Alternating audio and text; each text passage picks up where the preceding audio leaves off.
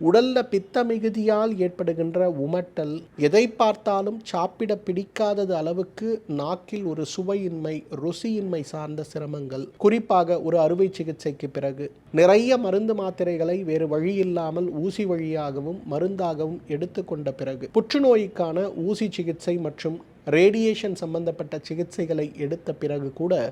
நமக்கு அந்த நோய்களை நீக்கக்கூடிய